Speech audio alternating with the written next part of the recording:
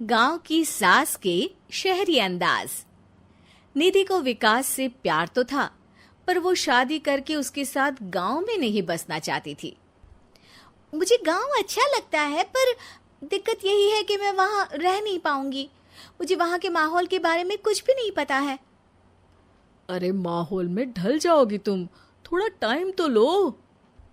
और विकास गांव में ही रह के ऑर्गेनिक खेती करता है, इतना अलग काम है। और यहाँ शहर में क्या है, कितना प्रदूषण और भीड़ है यहाँ। पर विकास यहाँ आके भी तो खेती कर सकते हैं ना। अरे शहर में एक प्लॉट लेने में जिंदगी भर की कमाई चली जाती है, खेत कैसे लोगे? सोच ले निधि, विकास गांव का है, वहीं उसका काम भी है। तेरे पास कोई नौकरी भी नहीं है, ना ही तुझे कभी काम करना था। उफ़ो, मुझे कुछ समझ में नहीं आ रहा, मुझे अकेला छोड़ दो। उसी दिन निधि विकास से मिलती है। यार, मेरे सारे दोस्त यही हैं। अरे दोस्त तो गांव में भी बन सकते हैं ना निधि। गांव के लोगों से कैसे दोस्ती कर पाऊंगी? मैं भी तो गांव का हूँ, मुझसे प्यार हो सकता है तो वहां के लोगों से दोस्ती भी हो ही सकती है ना। अरे यार, कंफ्यूजन है बहुत। सोच लो निधि, शादी के मंडप पे छोड़ के मत जाना, वरना दोनों के परिवार की नाक कट जाएगी। अभी बोल दो, पत्रिका नहीं छपाते हैं। निधि के पास तो कोई चारा नहीं बचा। वो विकास से इतना प्यार करती है कि उसे छोड़ भी नहीं सकती। वो विकास के लिए गांव में शादी करके बसने को तैयार हो जाती है। जल्द ही दोनों की शादी हो जाती है। आई होप तुमको गांव में अच्छा लगेगा। मुझे पता है गांव में और शहर में अंतर क्या है, वहां के लोगों की सोच में अंतर है। मुझे पता है कि कैसा लगेगा मुझे। तुम ये बिना देखे किसी चीज के बारे में कुछ भी सोचने की आदत छोड़ दो ना। निधि ने उस वक्त तो कुछ भी नहीं कहा, पर वो सोचती है कि सबको इस बात का एहसास तो करवाना ही पड़ेगा कि वो सही है। उसके दिमाग में एक तरकीब आई। उसने सोचा कि गांव के लोगों के लिए वो ऐसा काम करेगी कि आगे से उसे कोई किसी काम का बोलेगा ही नहीं। शादी के एक दिन बाद निधि की सास ने फरमाइश की। निधि बेटा, अपने हाथ से कुछ खाने का बना दे। बिल्कुल सासू माँ, थोड़ा सा रुकिए, अभी बनाती हूँ। ये सही मौका था निधि के पास ये बताने का कि गांव के लोगों और उसके रहन सहन में कितना अंतर है। रोटी सब्जी दलिया भाजी खाने वालों के लिए पिज्जा बना देती हूँ, तब इनको समझ में आएगा। न खा पाएंगी, न कभी कुछ बनाने की बात कहेंगे। थोड़ी देर में निधि सास के लिए पिज्जा बनाकर ले आती है। ये लीजिए माँ जी, आपके लिए मैंने ये बनाया है। इसे हम शहर में पिज्जा कहते हैं, है ना बेटा? है? आपको कैसे पता कि इसे पिज्जा कहते हैं? अरे पिज्जा को पिज्जा नहीं बोलेंगे तो क्या फ्रेंच फ्राइज कहेंगे? गांव की सास से ये सारी बातें सुन के बहू चौंक जाती है, लेकिन सास एक और ऐसी बात कहती है कि बहू जिसकी उम्मीद ही नहीं कर रही होती है।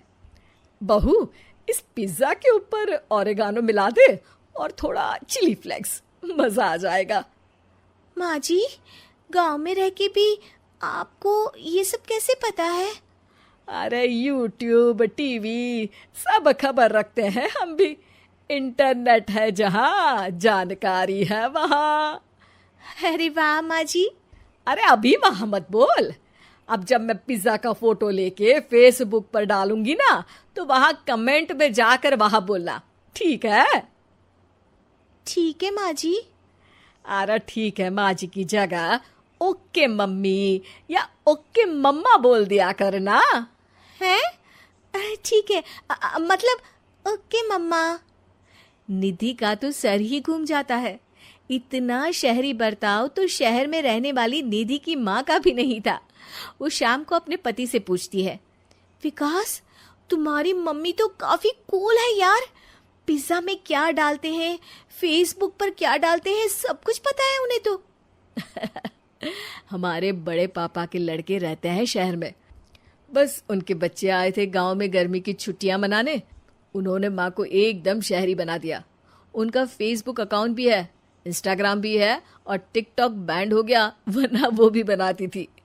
तभी सास वहां आ जाती है।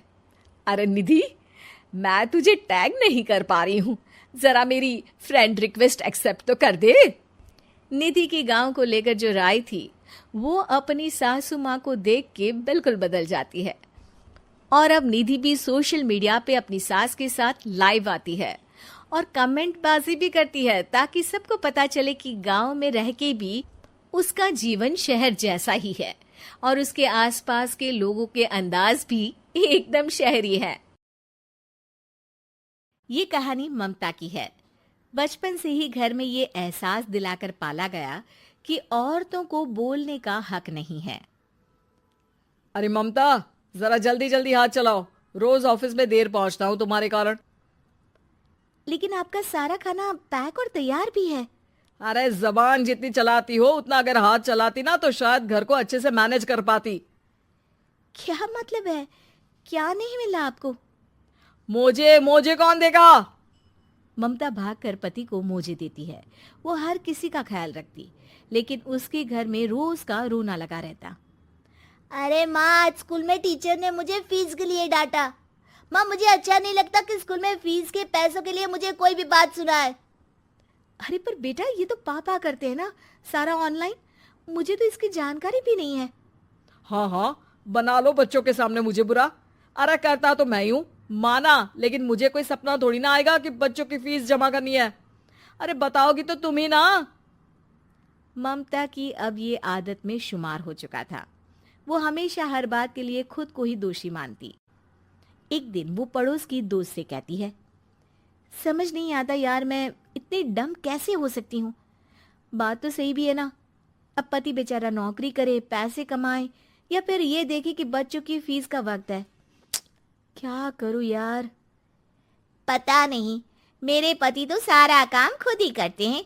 वो तो कहते हैं कि तुम थक जाती होगी, सारा दिन घर बाहर बच्चे। तो अच्छा, ऐसे भी पति होते हैं क्या? अरे क्या बात कर रही है, भाई साहब कभी तुझे किसी बात के लिए सुनाते नहीं? किसने कहा नहीं सुनाते? अरे ये पति चीज ही ऐसी होती है कि बिना पत्नी को सुनाए उन्हें चैन की नींद कहाँ आती है। तो तू भी परेशान रहती होगी कि कैसे, क्या, कब भूल गई। अरे वो तो मुझे बस इस बात के लिए ताना देते हैं कि मैं वक्त पर खाना क्यों नहीं खाती या पार्लर जाकर अपनी साज सज्जा क्यों नहीं करवाती। पड़ोसन बोल ही रही होती है कि ममता के बेटे की आवाज आती है। अरे माँ, क्या हो गया? लग नहीं रहा कि आज आप मुझे पानी भी देगी। अरे कब से खाने के लिए वेट कर रहा हूँ। अरे यार, मैं चलती हूँ, बेटा खाने के लिए वेट कर रहा है, मैंने उसे खाना भी नहीं दिया। अरे 12वीं में पहुंच चुका है तुम्हारा बेटा, उसे बोलो खुद पानी लिया करे। मैंने तो अपने बच्चों को काम करना सिखाया है। अरे यार, खुद की भी तो कोई लाइफ है। माना जब नहीं कर सकते थे तो किया, लेकिन अब इतने बड़े बच्चों की हर बात मानेंगे तो मुश्किल तो अपने को ही होगी। ममता को पड़ोसन की बात में दम तो लगता है, लेकिन करे क्या, आदत भी तो खुद ही ने डाली थी। ममता घर जाती है कि तभी बेटी आ जाती है। माँ, परसों मुझे एक शादी में जाना है, तेरी वो जो लाल वाली साड़ी है ना, उसे दे देना।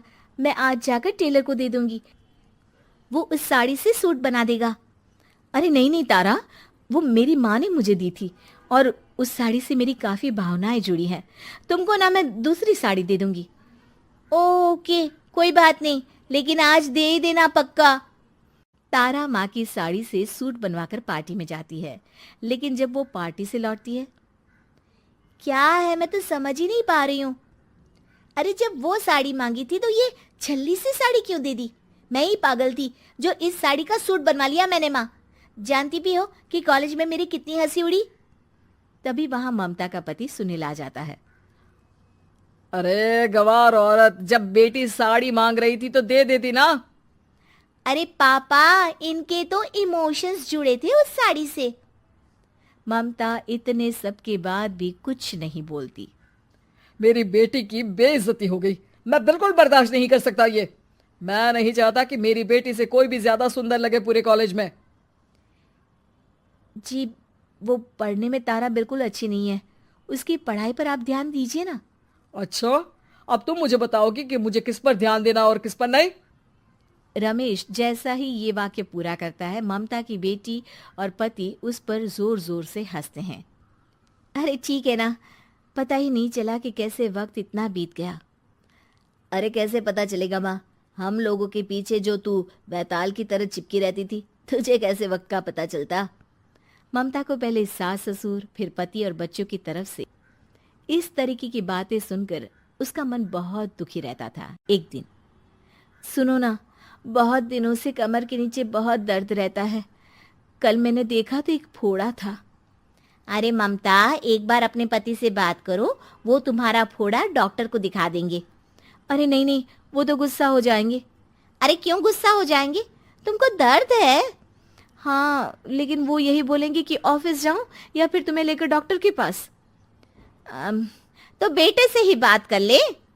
अरे वो तो मैं कर लूं, लेकिन फोड़ा है ऐसी जगह कि उसे बताते मुझे शर्म आएगी। लेकिन कुछ ना कुछ तो करना जरूरी है ना, ऐसे कब तक फोड़े के दर्द से तड़पती रहेगी। अब तो सोच रही हूँ कि इनसे बात कर ही लूं, वरना दर्द के मारे कहीं मर ना जाऊं। लेकिन शाम को, ममता, क्या किया तुमने आज? खाने के डिब्बे में कैसा खाना दिया था? दाल खराब हो गई थी। कब की थी? दाल तो मैंने सुबह ही बनाई थी, खराब कैसे हो गई? अच्छा सुनिए ना, मुझे कहना है कि अरे गरम दाल बंद करोगी तो ऐसा ही होगा ना।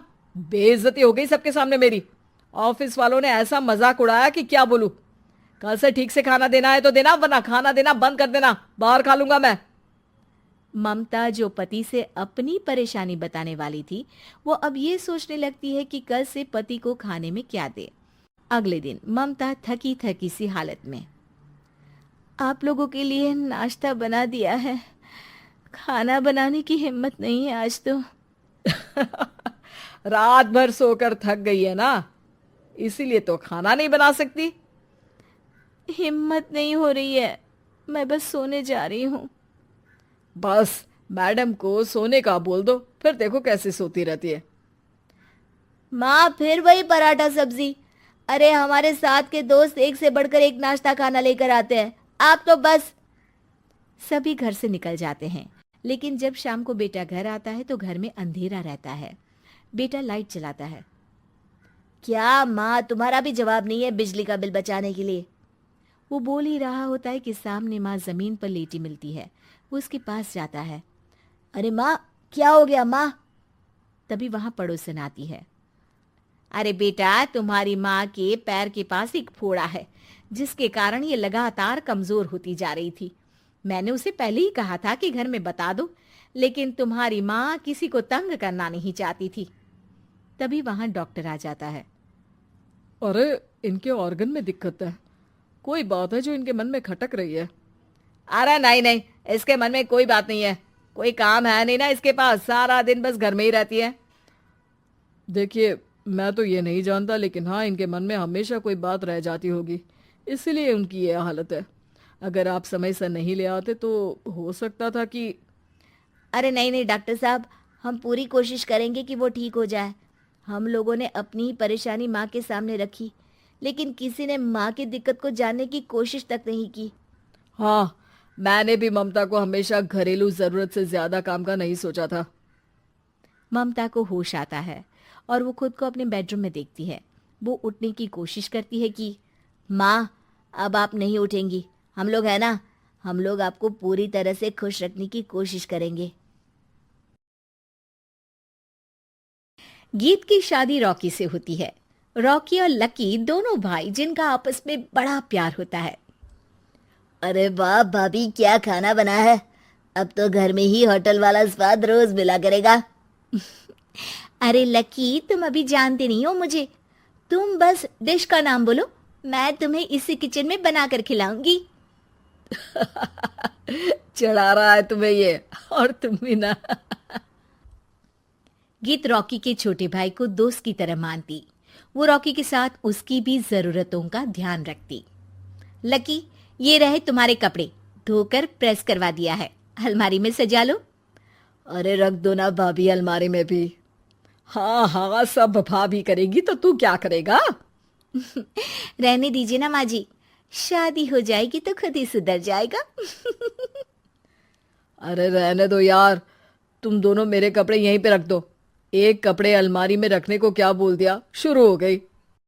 एक दिन, रॉकी सुनिए ना, कल जल्दी आ जाना, मुझे मायके जाना है, या सुबह छोड़ दीजिए और शाम को लेकर आ जाना। अरे नहीं नहीं, कल तो बिल्कुल पॉसिबल नहीं है, कल मीटिंग है। तुम लकी के साथ चली जाओ ना, और उसे कह देना कि शाम को लेकर भी आ जाएगा। लकी भाभी को लेकर मायके जाता है, शाम को लेकर भी आता है। आते वक्त, लकी, तुम्हारे लिए मैंने एक लड़की देखी है, बहुत सुंदर है। अच्छा, क्या बात है भाभी, मुझे भी दिखा दो, और उससे भी पूछ लो कि मुझसे शादी करेगी ना। इतनी सुंदर होगी तो मुझसे क्यों शादी करेगी भाभी। अरे वाह, क्या बुराई है तुम में, इतने अच्छे हो दिखने में। हाँ, बस अपनी भैया से थोड़ा कम हो।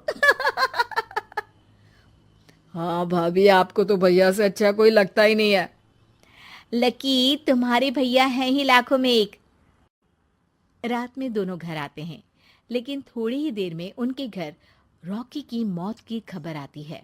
हे भगवान, ये क्या हो गया, मेरा बेटा मुझे वापस कर दो।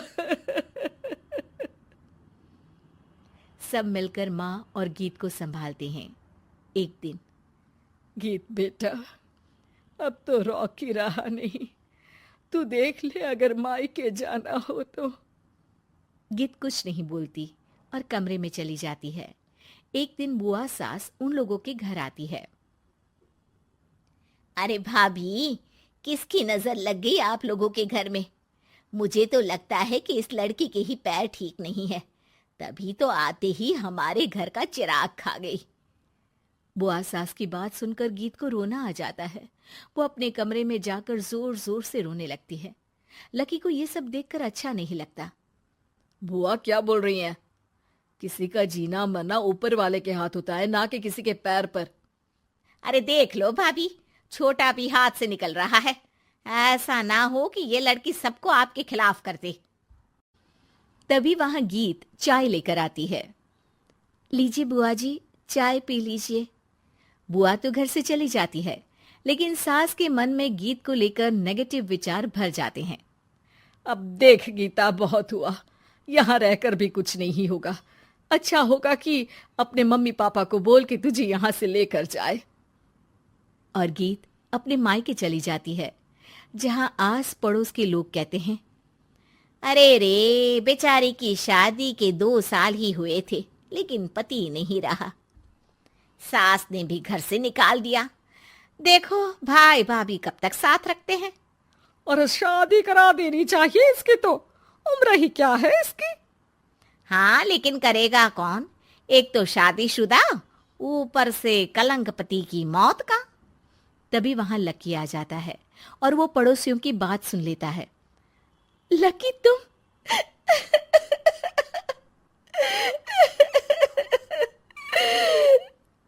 भाभी, ये जमाना आपको जीने नहीं देगा, लेकिन आप चिंता मत करना, मैं आपको आपके हिस्से की सारी खुशियां दूंगा। लीजिए, माँ ने आपका ये बैग भेजा है, इसमें आपके जरूरी सामान है जो वहीं रह गए थे। लकी देखता है कि गीत को ससुराल से लेकर मायके तक हर जगह सिर्फ ताने ही सुनने पड़ते हैं। वो सीधे अपनी माँ के पास जाता है। माँ, एक बात सुनो, ये कहाँ का न्याय है? एक लड़की जो छोटी सी उम्र में अपना पति खो चुकी है, वो अब दुनिया के ताने भी झेल रही है। यार, ये तो गलत है ना माँ। हमें भाभी का सपोर्ट करना चाहिए। क्या भैया होते तो भाभी को ऐसा देखकर दुखी नहीं होते?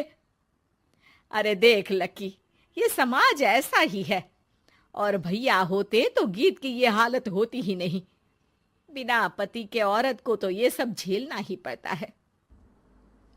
लेकिन कोई तो जरिया होगा ना माँ, भाभी भी हमारे परिवार का हिस्सा है, हम कुछ तो कर सकते हैं ना उनके लिए। हिस्सा है नहीं, हिस्सा थी, और अब तू ज्यादा ना भाभी भाभी करना बंद कर दे, समझा? कुछ दिन ऐसे ही बीतते हैं और एक दिन लकी देखता है कि गीत उसके ही कॉलेज में पढ़ने आई है। अरे भाभी, आप यहाँ कॉलेज में कैसे? लकी, मैंने पढ़ने का निर्णय लिया है। शादी के कारण मेरी पढ़ाई को बीच में ही रोक दिया गया था, पर अब जब कुछ नहीं बचा तो मैंने सोचा पढ़ाई में ही मन लगाऊं। अरे आपने बिल्कुल सही सोचा भाभी। किसी भी तरह की कोई भी जरूरत हो तो प्लीज बिना किसी हिचक के बताना, मैं हूं आपकी मदद के लिए। लेकिन कहते हैं ना, गीत की जिंदगी में सब कुछ बहुत दिनों के लिए ठीक नहीं रहा। और एक दिन क्लास में, अरे ये विधवा है, इसकी तो शादी हो चुकी है। क्या बात कर रहे हो? हमारे साथ तो बैठकर ऐसे पढ़ाई करती है जैसे बच्ची हो। अरे बच्ची नहीं, बहुत शातिर है ये।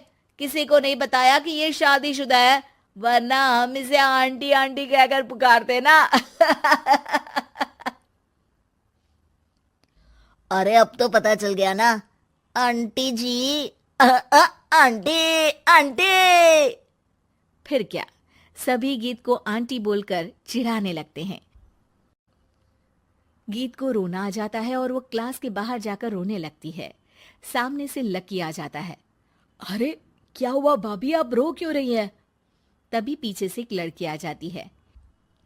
हे हैंडसम, इस औरत से ना दूर रहना, इसके प्यार में मत पड़ जाना, क्योंकि ये शादीशुदा है। हमारे साथ झूठ बोलकर हम जैसी ही रह रही थी। हाँ तो क्या गलत है?